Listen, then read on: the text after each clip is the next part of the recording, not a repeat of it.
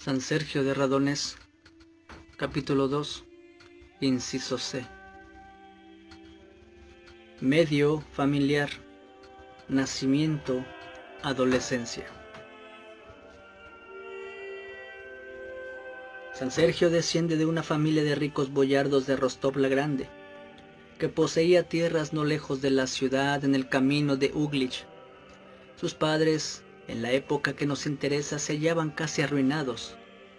Las frecuentes invasiones tártaras, el pago del tributo y los años de malas cosechas habían reducido su fortuna y únicamente les quedaba el escaso producto de sus tierras. Cirilo y María, tales eran sus nombres cristianos, eran piadosos y estaban llenos de moderación y de sabiduría. Su residencia, como la mayor parte de las residencias señoriales rusas de aquella época, no se parecía en nada a un castillo. Era una gran casa de aldea, construida de madera, de una sola planta y rodeada de prados y de jardines. Los incendios han destruido la mayoría de las casas antiguas del norte de Rusia, pero las que subsisten o que han sido reconstruidas de acuerdo con planes antiguos testimonian un gran gusto exquisito en la elaboración de los adornos de madera que daban atractivo a las puertas, las ventanas, los techos y los cierres. Estas casas, aun siendo muy sencillas, no tenían nada de vulgar y cada propietario, señor o campesino, agregaba algún adorno al gusto suyo. El padre de San Sergio acompañaba al príncipe de Rostov en sus peligrosos viajes a través de la horda tártara. Era su hombre de confianza. El principado de Rostov atravesaba entonces un periodo crítico. Las bandas de mongoles lo habían invadido varias veces y se hacía preciso negociar no solo con los jefes separados, sino también con la horda e ir a buscar la protección del Khan y la confirmación de los derechos. Por lo demás, los habitantes de Rostov tenían experiencia de los tratos con los tártaros. El obispo Cirilo, año 1231-1262, fue uno de los primeros en acudir a la horda de oro, al otro lado del Volga, para defender a su ciudad. Se trajo a un príncipe tártaro que se había convertido al cristianismo. Este príncipe fue el fundador del monasterio de San Pedro, cerca de Rostov, donde fue enterrado. Más tarde el príncipe Gleb de Rostov se casó con una princesa tártara que tomó el nombre de Teodora. Las negociaciones con la horda eran desde luego difíciles, pero Rostov se sentía amenazado por otro lado. Los príncipes de Moscú, aprovechándose de la debilidad de su gran vecina, preparaban su anexión. El príncipe Basilio, del que era consejero íntimo el padre de San Sergio, fue el último soberano independiente de Rostov. Sus dos hijos, Teodoro y Constantino, perdieron su patrimonio en beneficio de Moscú. La tierra de los padres de San Sergio se llamaba Barnitsa, nombre que significa en ruso salinas. Eran probablemente propietarios de esa explotación que dio su nombre a la aldea. Cirilo y María llevaban una vida sencilla, como los campesinos que les rodeaban, practicando ampliamente la hospitalidad. Tenían 3 hijos, el mayor se llamaba Esteban, el segundo Bartolomé y el tercero Pedro. Las vidas nos proporcionan el año del nacimiento de San Sergio, pero si tenemos en cuenta el de su muerte y la edad a que murió, en el año 1392, a la edad de 78 años, se puede suponer que nació entre el año 1313 y 1314.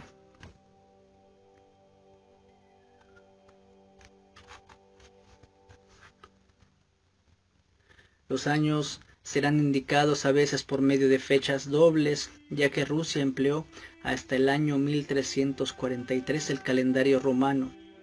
El principio del año coincide con el 1 de marzo, y entre 1343 y 1699, el calendario de la Iglesia, que da principio al año el 1 de septiembre.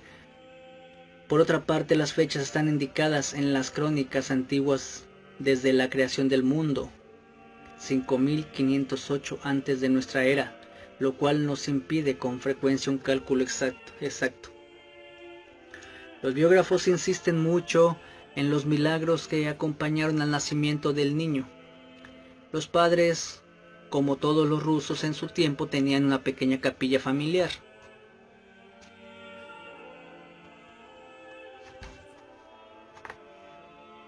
Lo que nosotros llamamos capilla es más bien una habitación reservada a las plegarias. Los campesinos no reservaban a los íconos una habitación, sino un rincón en la habitación principal, al que se llamaba el Rincón Hermoso. Los viejos creyentes habían conservado hasta la Revolución la tradicional habitación familiar de plegarias, molelnia.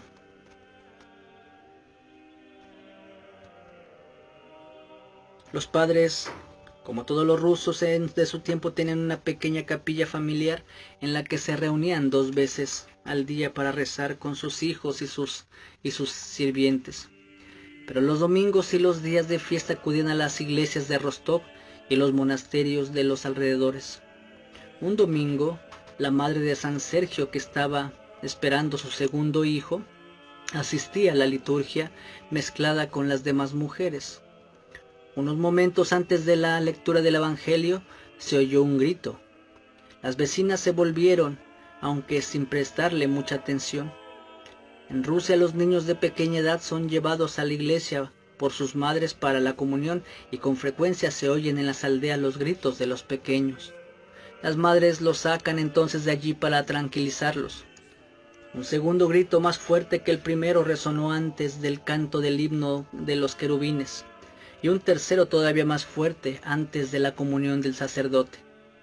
Oyendo cómo el niño lloraba dentro de su seno, la madre se sintió asustada y estuvo a punto de desmayarse. Las vecinas, compadecidas, quisieron tranquilizarla, pero la madre tuvo que confesar que el niño no había nacido todavía. Aquel signo extraordinario produjo una gran impresión en toda la concurrencia, y la madre, después de consultar a su marido, prometió consagrar el niño a Dios. El niño nació el 3 de mayo, día de San Teodosio de Kiev. El bebé rehusaba el seno de su madre. Los días en que estaba ahí había comido carne, y eso la llevó a privarse de ella. El cuadragésimo día marchó a la iglesia para su liturgia de parida o su celebración u oraciones, y el sacerdote celebró el bautismo del niño poniéndole el nombre de Bartolomé, en nombre del santo apóstol cuya fiesta se celebraba ese día. La Iglesia Ortodoxa de Oriente celebra el 11 de junio a los santos apóstoles Bernabé y Bartolomé. La Iglesia Católica celebra a San Bernabé el 11 de junio y a San Bartolomé el 24 de agosto. La Iglesia de Oriente, por lo demás, celebra el 25 de agosto la traslación de las reliquias de San Bartolomé. Los padres refirieron al sacerdote, cuyo nombre era Miguel, los hechos extraordinarios que se habían producido antes del nacimiento de su hijo. El sacerdote les dijo entonces: alégrense, porque su hijo será un receptáculo de Dios y un servidor de la Santa Trinidad. No sabemos casi nada acerca de la vida del joven Bartolomé, hasta la edad de 7 años. Llevaba la existencia de un muchacho de aldea. Iba con sus padres a Rostov o peregrinaba a los monasterios de los alrededores y les ayudaba en sus trabajos domésticos. Vigilaba con frecuencia los caballos que pastaban en los prados y se habituaba desde su infancia a la soledad. Cuando Bartolomé llegó a la edad de 7 años, los padres lo enviaron a la escuela para que allí aprendiera a leer y escribir, pero los estudios no le interesaban gran cosa. No tenía deseos de trabajar con sus camaradas y prefería marcharse a los campos y a los prados. Sus padres y sus maestros le reñían por su falta de aplicación, pero la llamada de la naturaleza y de la soledad eran más fuertes que sus órdenes. Los alrededores de Rostov están llenos de una tranquila belleza. Los pequeños bosques de álamos alternan con prados que bajan hacia el lago Nero, a orillas del cual se encuentra la ciudad y varios monasterios. No existen allí grandes espacios y extensos horizontes como en el sur de Rusia, pero la naturaleza está llena de dulzura y de calma. El Kremlin, ciudadela de Rostov, la grande ciudad comercial y activa, estaba rodeado de una muralla blanca con 10 torres y encerraba las casas del príncipe y del obispo y varias iglesias. Todo alrededor se extendían los suburbios que se parecían más bien a las aldeas que a barrios de la ciudad. La palabra Kremlin no es propia de Moscú. En su origen todas las ciudadelas se llamaban Kremlin, pero a partir de la construcción del Kremlin de Moscú a fines del siglo XV, la palabra se ha convertido poco a poco en nombre propio y se aplica en adelante a la ciudadela de Moscú, escribiéndose con mayúscula. Ni más ni menos como en Francia la Bastilla de París se convirtió en la Bastilla, sin más. He aquí de qué manera nos pinta la vida los años de escuela de San Sergio. Llegó a su 7º año y sus padres lo enviaron a la escuela para que aprendiese la escritura y la lectura. El servidor de Dios, Cirilo, tenía 3 hijos. El primero Esteban, el segundo Bartolomé y el tercero Pedro. Los había criado con toda perseverancia en la piedad y en la castidad. Esteban y Pedro aprendieron rápidamente la escritura y la lectura, pero este adolescente no aprendía rápido. Aprendía lentamente y sin la aplicación. Su maestro le enseñaba con sumo cuidado, mas el adolescente no prestaba atención a sus palabras y no alcanzaba a comprenderlas.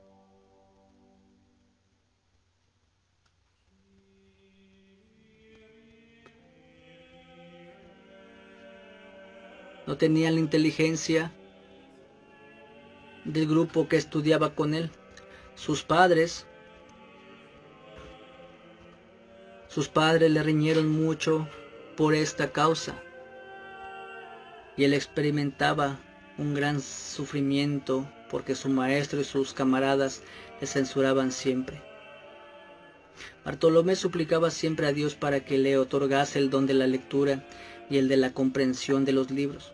Un día lo envió su padre a que recogiese los caballos que se habían desparramado y vio debajo de una haya a un viejo monje sacerdote que estaba orando.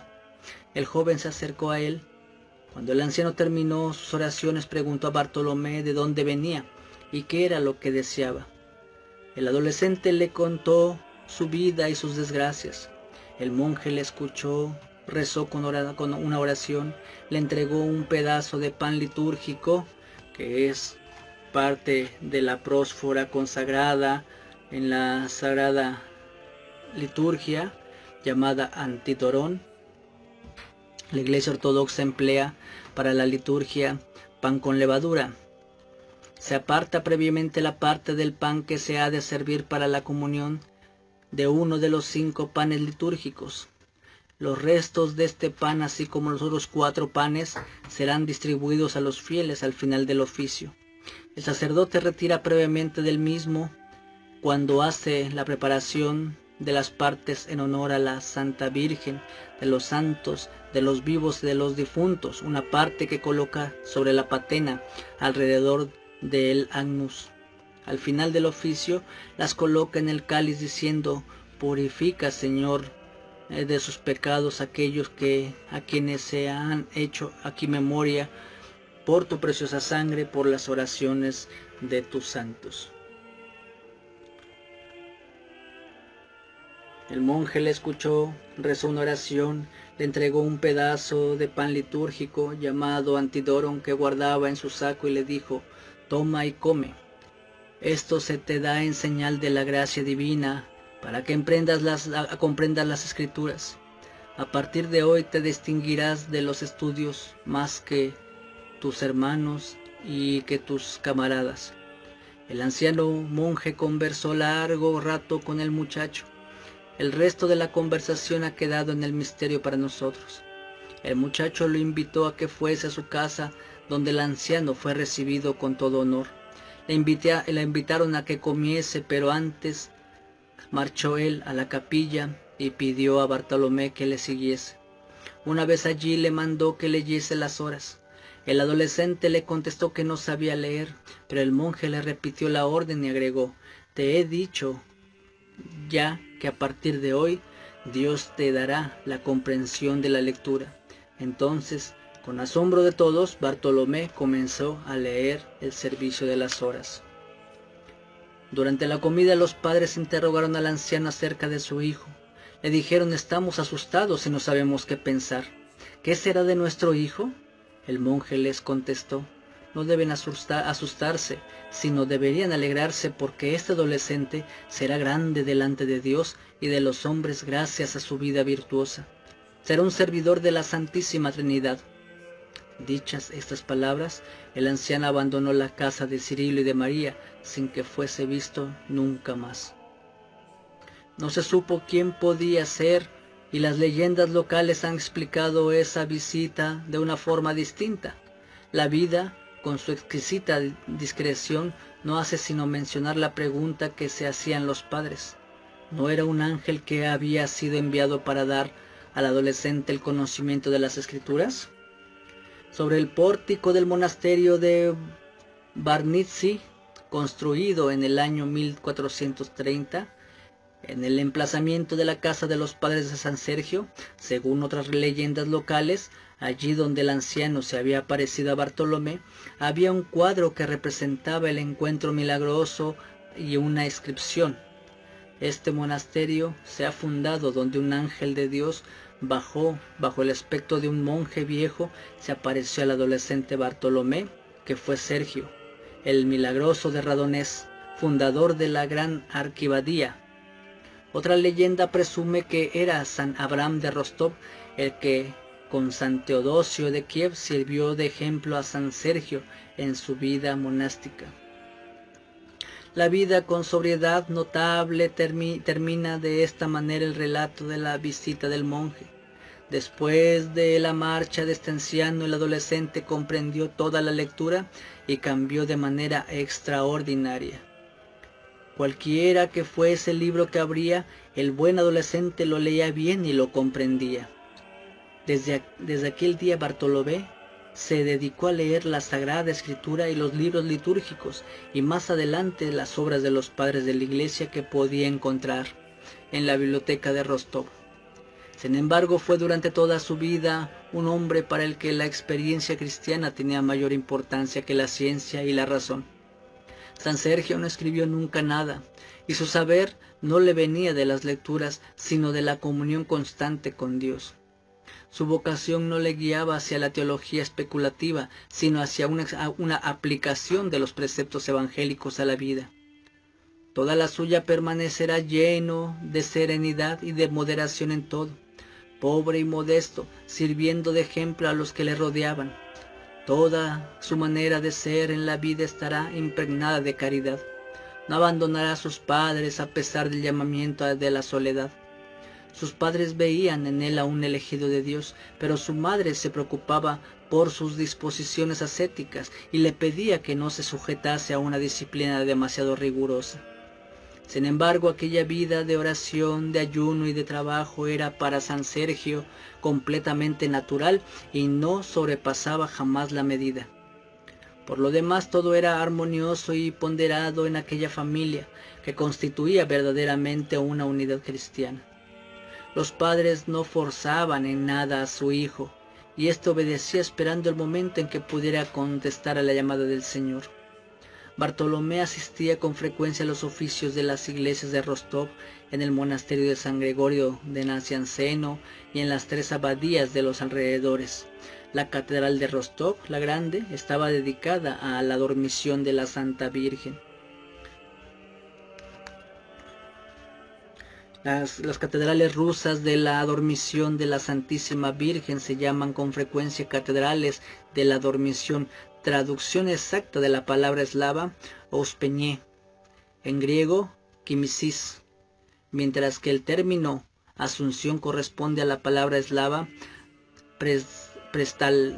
Prestavlenie, en griego metástasis.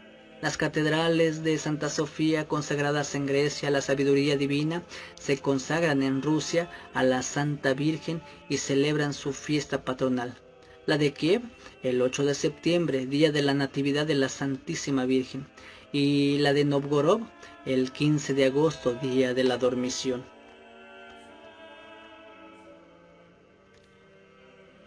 La catedral de Rostov la Grande estaba dedicada a la dormición de la Santísima Virgen. Según las crónicas locales, había sido fundada en el año 991, en los tiempos de Vladimir el Santo, pero había ardido en 1160 durante un incendio terrible que devastó la ciudad. Reconstruida por el príncipe Andrés en el año 1213, se había venido abajo y no había sido vuelta a levantarse debidamente hasta 1230-1231, por Constantino el Sabio, príncipe de Rostov, y por el obispo Cirilo. Podían venerarse en la catedral las tumbas de los apóstoles de la religión, los San Leoncio y San Isaías, y la del príncipe Basilsko. Pero lo que se traía principalmente a los peregrinos, o lo que atraía, era la imagen de la Santa Virgen pintada por San Alipo de Kiev en el siglo XI. Se encontraba junto a la catedral las iglesias de San Juan el Apóstol y de Nuestra Señora de los Afligidos, ambas del siglo XIII, así como el monasterio de San Gregorio de Nacianceno con su célebre biblioteca y su escuela. Existían en los alrededores inmediatos de Rostov 3 abadías que el joven Bartolomé frecuentaba, tomando parte activa en los oficios, leyendo y cantando en el coro. El monasterio del Salvador había sido fundado en el año 1238 por la viuda del príncipe Basilsko de Rostov, muerto por los mongoles cuando defendía la ciudad. La princesa había tomado el velo y había sido enterrada allí, como también había sido enterrado su hijo el príncipe Gleb. Este convento se hallaba construido en los bordes del lago Nero. Cuando el obispo Cirilo regresó en el año 1241 de la Horda de Oro, la Horda de Oro era un estado fundado por los tártaros mongoles en 1242 en el Bajo Volga, capital Sarai. Los príncipes rusos y los obispos estaban obligados a dirigirse al mismo a fin de recibir un yarlik, confirmación de sus derechos y de los derechos de la Iglesia.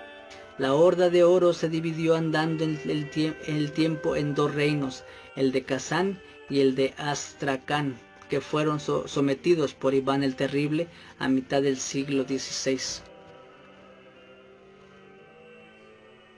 Cuando el obispo Cirilo regresó en el año 1241 de la Horda de Oro, se había traído con él a un príncipe tártaro y lo bautizó y le impuso el nombre de Pedro.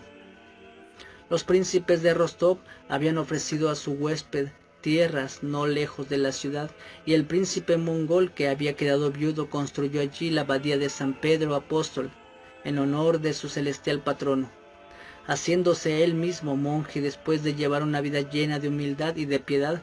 Había fallecido el 29 de junio de 1290, siendo canonizado por la Iglesia rusa. Bartolomé iba con frecuencia a la iglesia de San Pedro, junto a la tumba del santo, que gustaba del silencio y de la meditación. Lloraba delante de los iconos de Nuestra Señora, de San Nicolás, arzobispo de Mira en Licia, y de San Demetrio de Salónica, que habían pertenecido al príncipe. Pero hacia donde se sintió principalmente atraído Bartolomé fue hacia la antigua abadía de la Epifanía, que dista menos de 1 kilómetro de la procedente y que había sido con toda probabilidad fundada a finales del siglo XI por San Abraham de Rostov. Por desgracia, la vida de San Abraham de Rostov está cargada de leyendas tomadas de apócrifos y no debe ser utilizada sino con mucha circunspección. Si el relato de San Juan Evangelista no puede ser aceptado sino por ciertas reservas, podemos sin embargo fiarnos de los detalles de la vida cotidiana del santo y de la descripción de sus virtudes, que eran únicamente las que le importaban a Bartolomé. Incluso si la vida de San Abraham ha sido embellecida posteriormente, el relato de los trabajos ascéticos del santo estaba vivo en Rostov en los tiempos de San Sergio, y su monasterio guardaba las tradiciones instauradas por su fundador. San Abraham llegó a Rostov probablemente a finales del siglo XI, construyó una choza en dos bordes del lago Nero y luchó durante largos años contra los restos del paganismo. Según la leyenda, derribó el último ídolo de un bastón que le fue entregado por San Juan Evangelista en el transcurso de una aparición. San Abraham fundó la abadía de la Epifanía en el emplazamiento del último ídolo destruido, y una iglesia dedicada a San Juan Evangelista en el lugar en el que el apóstol se le apareció. Andando el tiempo, esta iglesia se convirtió en la parroquial de la aldea de Bogoslovskio del teólogo, a 3 kilómetros de Rostov. San Abraham, convertido en abad de su monasterio, siguió trabajando como un simple monje, dando ejemplo de humildad, de pobreza y de caridad. Fue canonizado y sus reliquias ofrecidas a la veneración de los fieles bajo el príncipe Vsevolod a finales del siglo XII. Cuando a la edad de 14 años siga Bartolomé a sus padres a Radonés, tendrá ya que guiarle en su vida de futuro monje. Una experiencia personal de las oraciones y de los ejemplos de San Abraham y de San Teodoro de Kiev.